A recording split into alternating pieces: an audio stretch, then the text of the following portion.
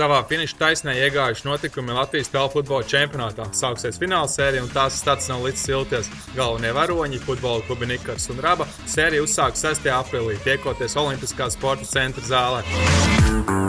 Jau ar pirmajām spēles minūtēm abas komandas izpildīja agresīvu un baudāmu spēli, kurā augļus pirmajiem nesa Rabas vīriem. Vārdus 3. minūtē gūs Dmitrijs Jakovļevs. Mača gaitā gan turpina saglabāties neliels Nikara pārsvars, bet beigās tas ļauj arī rezultātu līdzsvarot. Precīzs leģionārs Zemarija un pie nešķirta 1-1 abas komandas dodas puslaika pārtraukumā. Atpūta par labu bija nākusi Nikara vīriem, kuri salīdzinoši īsā laikā spēja panākt 3-1. Vainīgie šoreiz abi regulārās sezonas labākie vārtu guvēji. Vispirms 25. minūtē ar spēcīgu šāvienu nikariešus vadībā aizvirz VV, bet 4 minūtes vēlāk īstajā vietā un laikā atrodas Žardēls.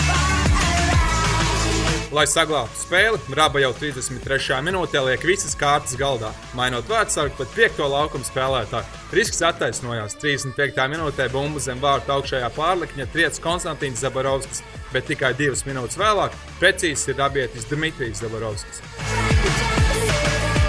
2 minūšu laikā Raba ir veikusi veiksmīgu izglābšanos, un abas komandas jau pirmajā fināla sērijas mačā nonāk līdz papildu laikam. Мы наигрывали 5-4 на тренировках и знали, по какой тактике может обороняться Никарс. 4-5. Ну, домашние заготовки нам получились. Мы забили 2 быстрых гола, 5-4 и сравняли счет.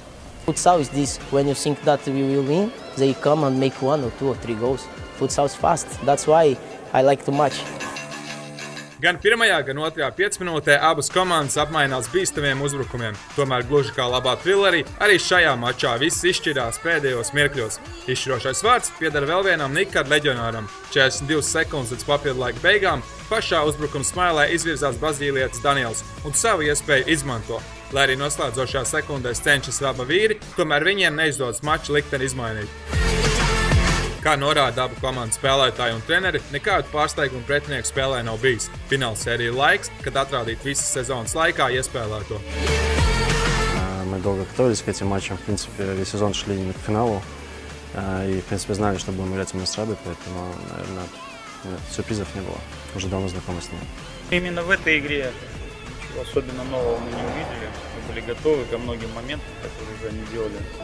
Interesanti, ka abus Latvijas čempionāta finālistus liktenis saved kopā arī Latvijas kausa ietvaros. Tiesa, ne finālā, kur vienības būtu iedrīgi dalībnieki, bet jau ceturdaļfināla ietvaros. Karot vēl vienā frontē gatavāki bija nikarieši, maču uzvarot ar pārliecinošo 5-1 un turpinot cīņas jau kausa pusfinālā. Kā norāda Raba, šim mačam vienkārši nepietika resursu, jo savainojuma dēļ nespēlēja vairāk pamatsastāvu spēlētāju.